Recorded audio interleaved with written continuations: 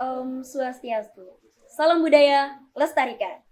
Halo Sobat Budaya, gimana nih kabar kalian hari ini? Semoga semuanya dalam keadaan sehat dan tentunya semangat dalam menjalankan aktivitas. Kali ini kalian ditemani sama saya, Tri Larasati, yang akan memandu jalannya acara kita pada hari ini bersama juga dengan narasumber yang tidak kalah menarik dan juga narasumber ini memiliki salah satu dan banyak sekali memiliki karya di bidang sanitari.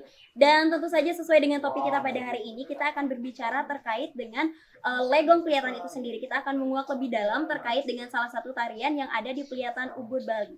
Dan tanpa berlama-lama lagi, kita langsung saja bertemu dengan narasumber kita yang ada di sini.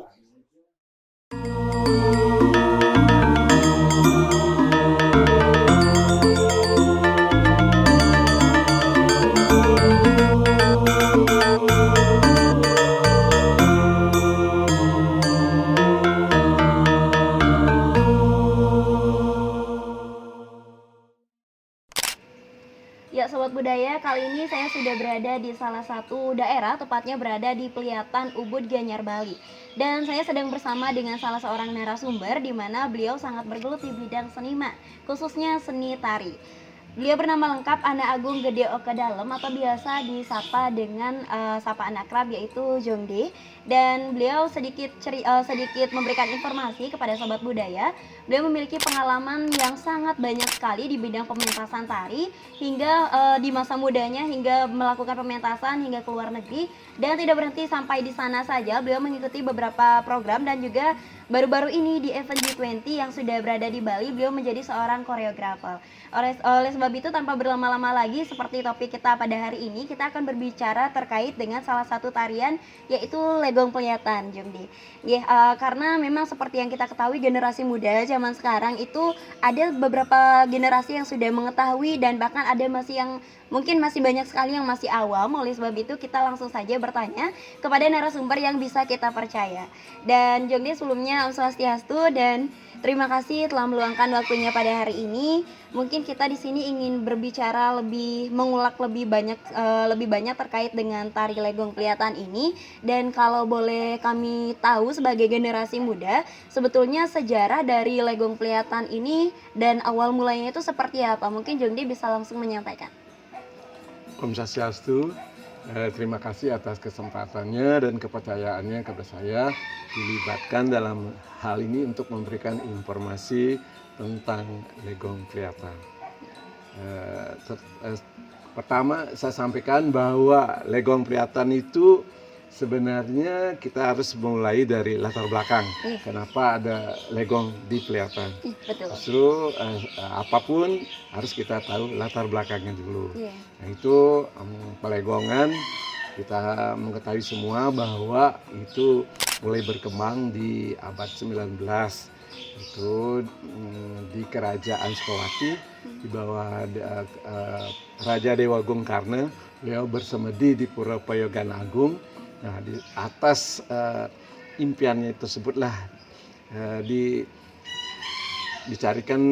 disampaikan kepada Bendesa di Ketewel, digarap menjadi suatu tari. Nah, di sana inilah tari topeng Dedari.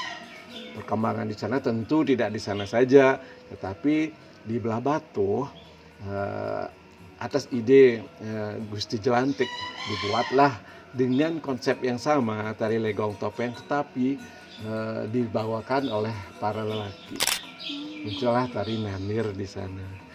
Selanjutnya atas gagasan Dewa Agung Mangges, seorang raja di Gianyar,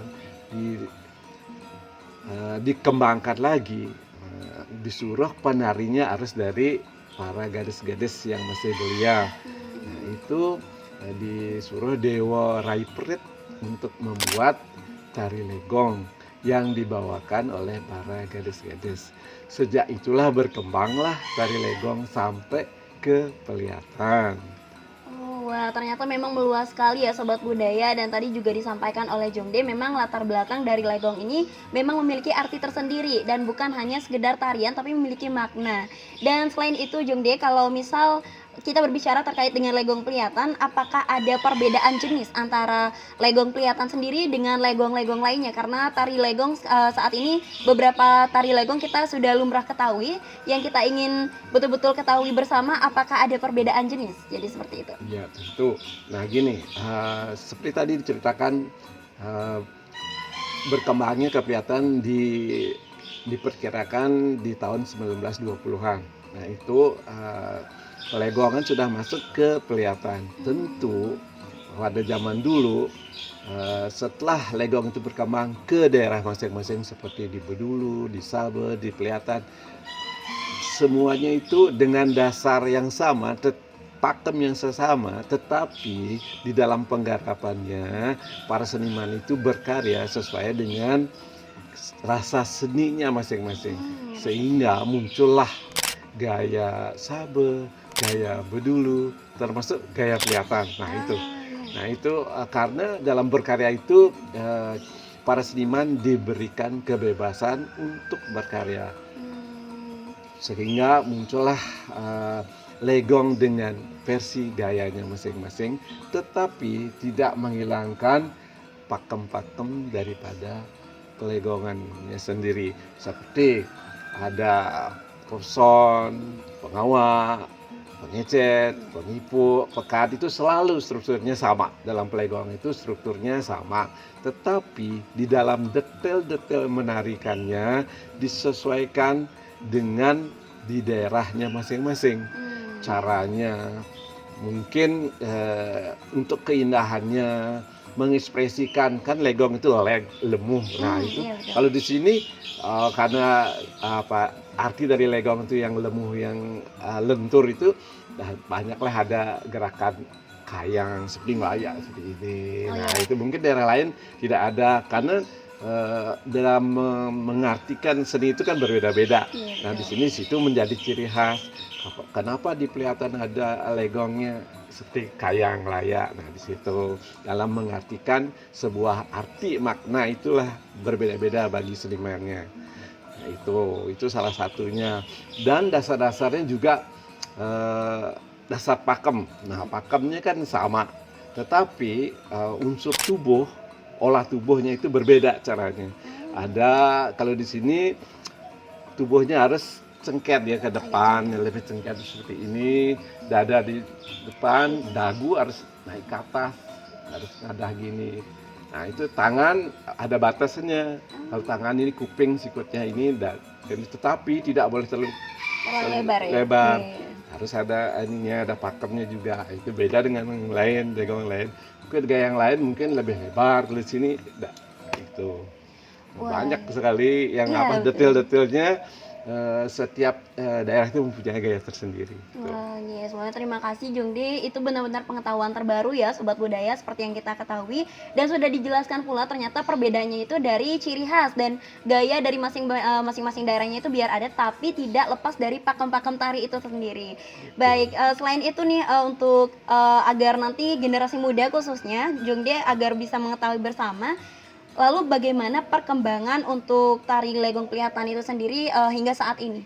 Mungkin bisa Jungdi ceritakan dan juga bisa diberikan pemahaman juga untuk Sobat Budaya yang sedang menonton. Terima kasih. Tentang perkembangan legong di Pelihatan, setelah dipercaya tahun 31 kita memperkenalkan sebagai misi budaya ke Expo Paris. Nah itu salah satu ikonnya adalah legong. Nah udah dibawa ke Expo Paris. Nah itu pertama misi budaya Bali datang ke luar negeri. Nah itu keberhasilan di sana dilanjutkan dengan tahun 1952 diutus oleh Bung Karno untuk mengisi misi budaya keliling Amerika dan Eropa. Salah satu programnya adalah legong juga.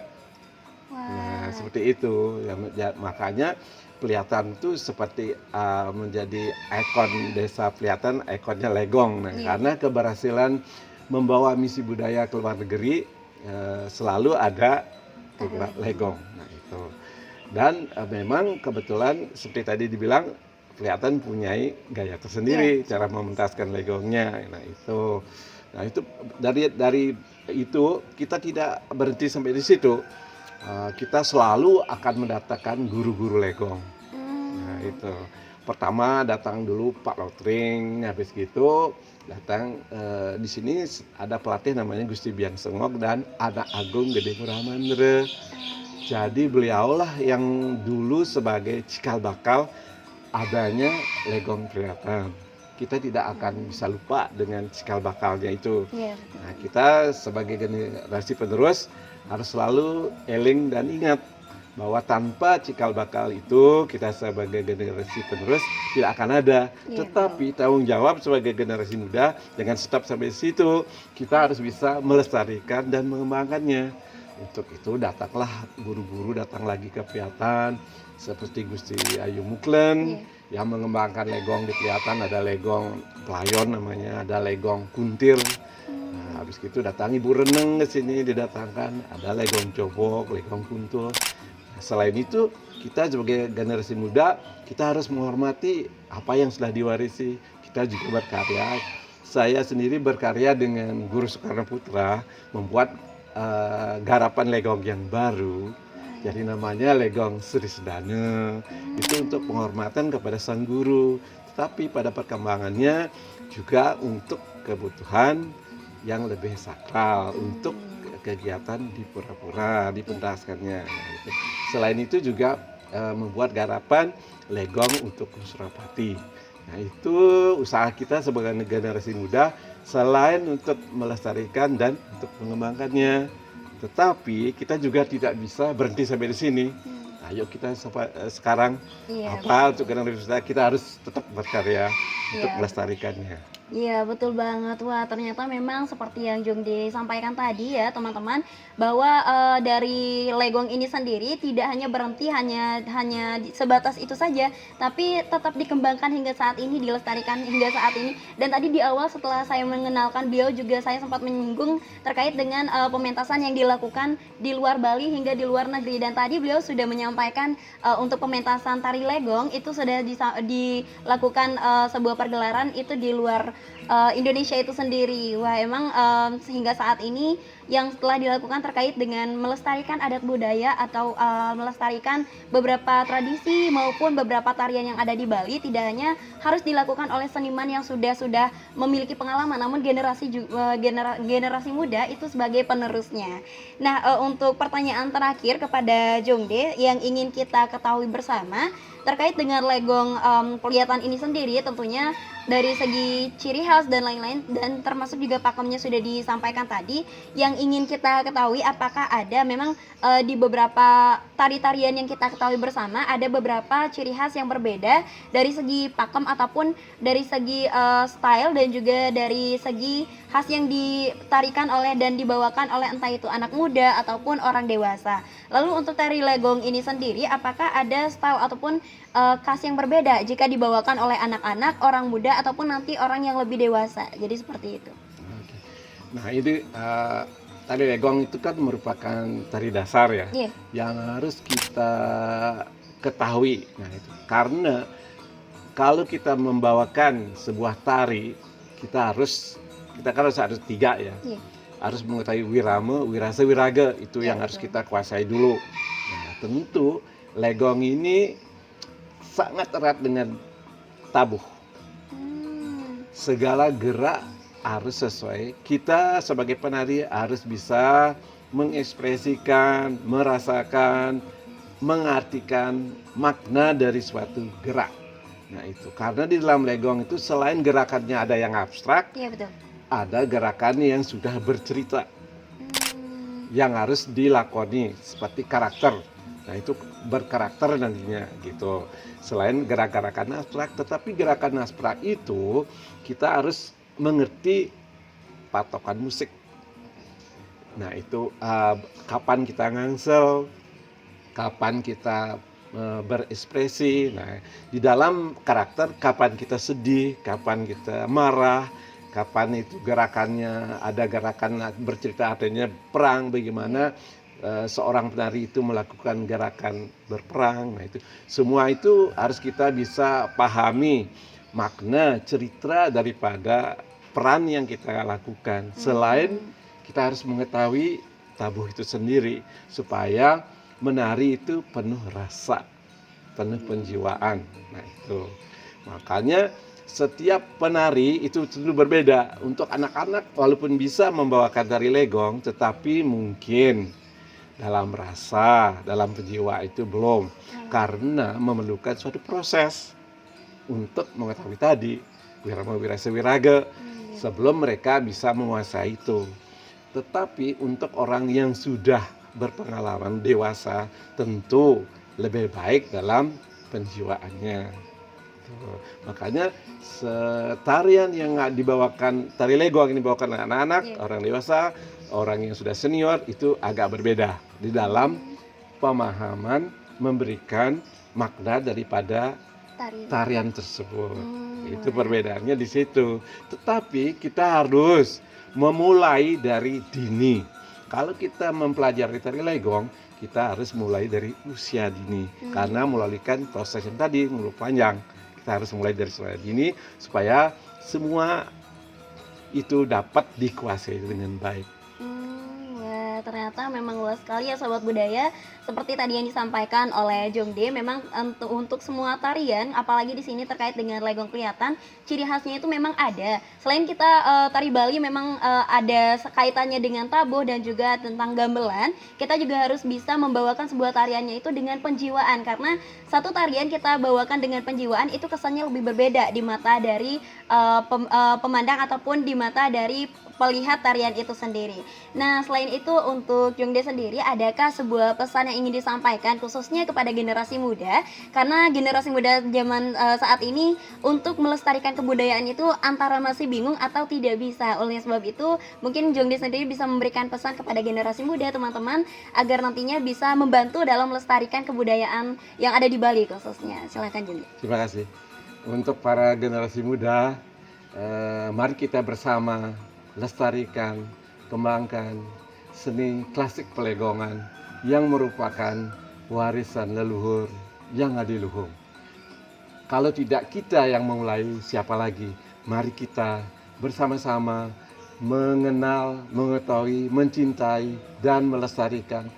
Bila perlu kita mengembangkan tari legong yang pada awalnya sudah bisa menggetarkan dunia, yaitu kita harus ingat di tahun 31 sudah bisa menggetarkan dunia di Expo Paris tahun 52 keliling Eropa dan Amerika. Kita sebagai generasi muda yang telah disediakan fasilitas. Sekarang ada gedung-gedung, ada pesta kesenian Bali. Kenapa tidak kita yang memulai untuk memberikan, melestarikan, menjawab bahwa legong itu harus dilestarikan, dikembangkan supaya kembali menggetarkan dunia. Seperti itu. Baik, terima kasih Jongde. Wah, ternyata pesan dari Jongde sendiri selaku salah satu seniman yang berpengalaman tentu harus kita telaah bersama dan kita harus pahami bersama agar nantinya kita bisa realisasikan dan aplikasikan bersama Sobat Budaya yang ada di rumah. Dan itu dia tadi tadi kita sudah banyak sekali menginformasi terkait dengan sejarah legong pelihatan itu sendiri. Lalu ada perbedaan jenis sebenarnya seperti apa saja, ciri khasnya sudah disampaikan oleh Jongde sendiri selaku seniman yang sudah berpengalaman. Oleh sebab itu Sobat Budaya tetap selalu lestarikan adat budaya Bali, karena kalau misalkan bukan kita, siapa lagi? Karena nantinya Bali selain terkenal dengan pariwisatanya, orang luar yang datang ke Bali tentunya akan bertanya tentang daerah dan juga tentang tradisi maupun tentang beberapa tari-tarian yang ada di Bali. Karena itu sebabnya mengapa kita harus mengetahui sebagian tarian-tarian khususnya yang ada memiliki khas dari daerahnya masing-masing. Untuk itu Jongde, saya ucapkan terima kasih banyak atas apa yang telah disampaikan terkait dengan pengalaman dan juga pengetahuan untuk kita semua. Tentunya nanti akan bisa bermanfaat khususnya untuk saya, teman-teman dan juga Sobat Budaya yang ada di rumah. Untuk itu Sobat Budaya, karena tadi sudah disampaikan pesan dan kesan oleh Jongde sendiri, karena tadi di awal saya sudah buka dengan salam agama, untuk itu saya akhiri dengan penutup Parama Santi. Om Santi Santi Santi Om.